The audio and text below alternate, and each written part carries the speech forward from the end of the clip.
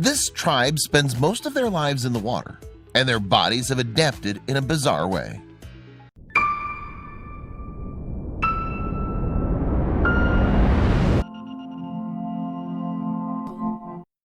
But before we start, please make sure to subscribe and hit the bell so you never miss an upload from us. Also, leave a like right now. Well, you might not have heard of them. The mysterious Bajau Laut tribe have hit the headlines recently.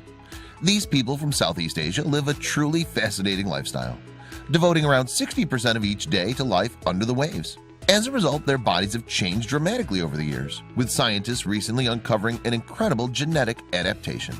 Sometimes referred to as sea nomads, the Bajau live in several different areas around Asia, such as the Philippines, Brunei, and Malaysia. In terms of numbers, it's believed that the tribe is comprised of over 1 million people. And as their nickname suggests, they're often found out on the water. In fact, the Bajau don't have houses or a place to call home on the shore. Instead, groups operate off boats that they put together themselves, which are known as lepa-lepa vessels. While out on the water, they scour the seafloor for fish and other items they can sell on land. With that in mind, some of the Bajau are underwater for more than half their working day. As a result of that, these individuals have to rely on their ability to hold their breath for long periods. Curious about the tribe's unique lifestyle, a group of researchers took a closer look at their biological makeup, revealing the results in April 2018. In Western society, many of us are able to live our lives more or less as we see fit, whether that's settling down or traveling to certain parts of the world. We all have different ideas of exactly what it is that we want to do. Yet, for some people, their future lifestyle will be defined for them by previous generations. Tribes such as the Bajau Laut are a case in point. The sea nomads have been roaming around Southeast Asia for hundreds of years. In fact, you can find records of this particular tribe that date all the way back to the 16th century. During that period, a man named Antonio Pigafetta formed part of an ambitious project. A former resident of Venice, Italy, Pigafetta joined the crew of Spanish-sponsored Portuguese explorer Magellan in his 1519 bid to find a new route to India. Some 3 years later, the journey was finally concluded. But in 1521, the Italian explorer made note of an interesting discovery. That year, Pigafetta came across the Bajau in the ocean. As for the Bajau's origins, the stories have continued to vary throughout the years from region to region. However, most of those tales have one thing in common. Indeed, it's believed that these sea nomads once served an Asian king on the shore who was the father of a princess. From there, the stories diverge regarding what happened next. But in the end, the princess always went missing. As a result of that, the king subsequently dispatched the original Bajau to bring her back. When they couldn't find her, though, the group then opted to stay out at sea to avoid her father's anger. In terms of the differences, the Bajau Laut from Borneo believed that their ancestors worked as guards for a Malaysian royal family. They were tasked to transport their princess to the Filipino province of Sulu, where she would tie the knot with its leader. But there was one major issue. According to that particular story, Brunei's Sultan wanted to marry the Malaysian princess as well, prompting him to send a fleet to intercept the guards. Due to that attack, they lost their royal charge to the Sultan and decided to settle around Borneo. However, the various tales don't end there.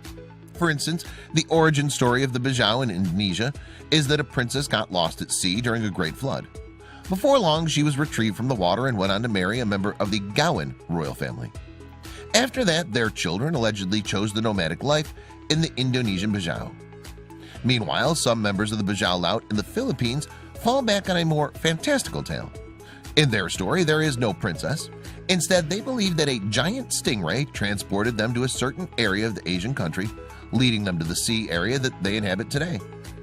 Regardless of their various origin stories, though, the Bajau Laut's lifestyle follows the same patterns.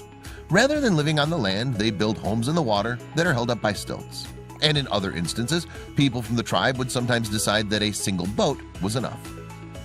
As we previously mentioned, the Bajau spend a lot of time underwater, where they hunt for food and potential items to trade. But much like everyone else, their bodies face the same obstacles that we do when we swim deeper below the surface. Obviously, the further down you go, the more pressure you face. However, the Bajau have a solution for that, as they burst their eardrums as youngsters. You bleed from your ears and nose, Imran Lahassan told UK newspaper The Guardian in September 2010. And if you have to spend a week lying down because of the dizziness, after that you can dive without pain. In terms of the equipment that the Bajau use, they rely on goggles made from wood with a glass lens. Alongside that, the divers bring a type of spear gun with them as well, crafted from materials such as metal and rubber. But while that doesn't seem like a lot, they're able to get around thanks to an incredible ability. Indeed, certain members of the Bajau Laut can hold their breath for extended periods underwater, giving them more time to get what they need. In fact, in some cases, it's believed that these individuals can stay underwater for close to a quarter of an hour. Unsurprisingly, though, such extreme diving can come at a cost.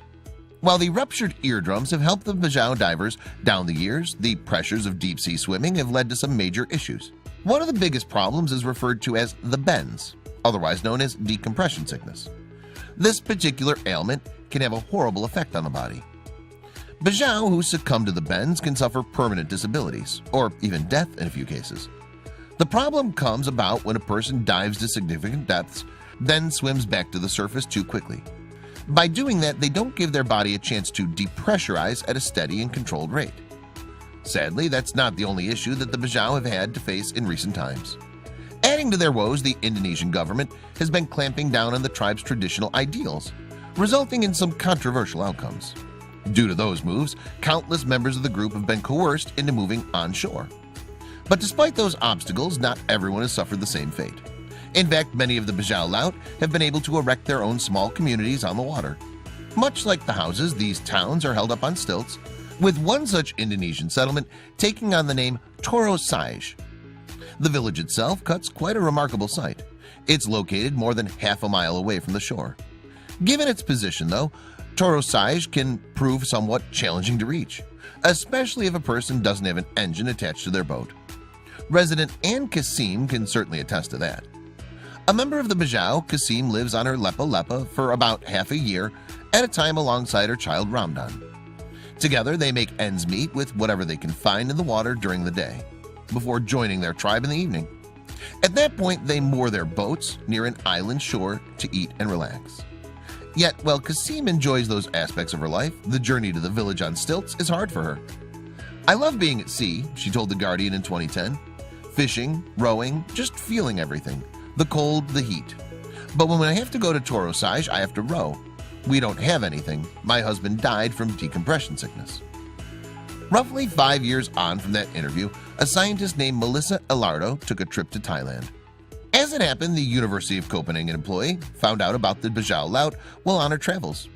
From there, an idea struck the geneticist, and she visited the tribe in Indonesia. Prior to that, a study had been conducted into the role of the spleen when swimming mammals held their breath underwater.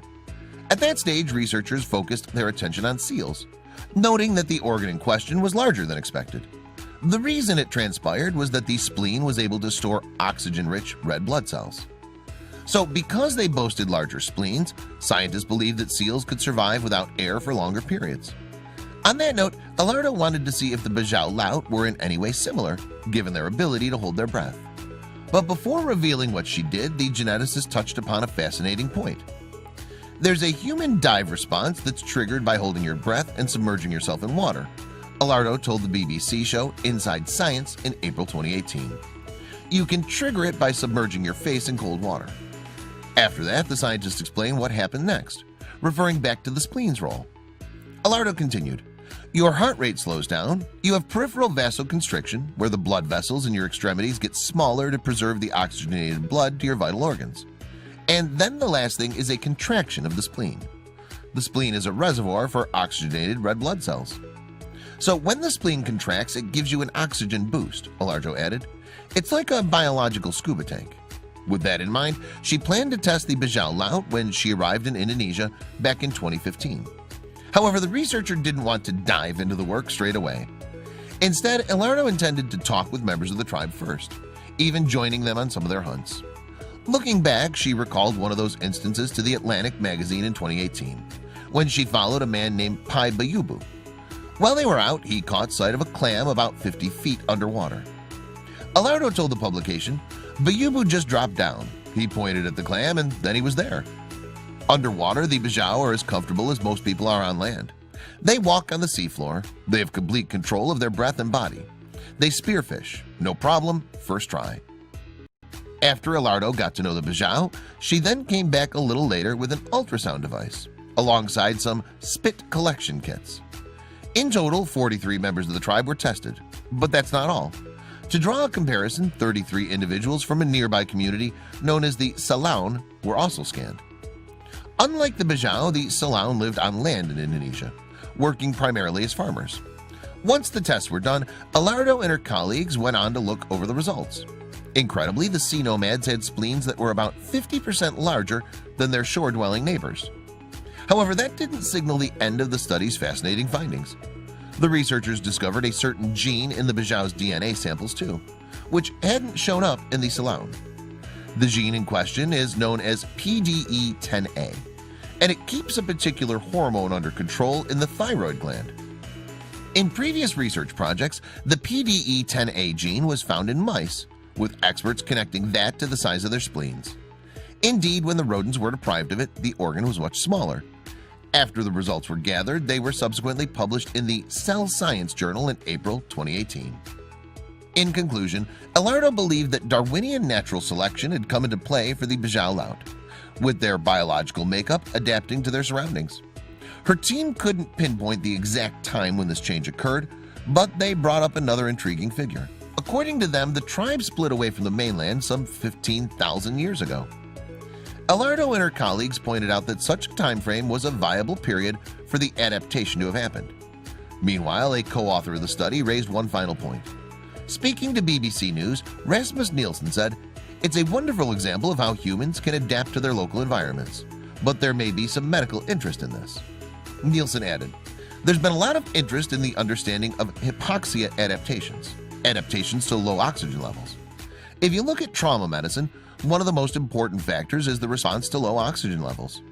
By studying the Bajau, we can figure out what are some of the genes that help predict differences in people and how they respond to acute low oxygen levels."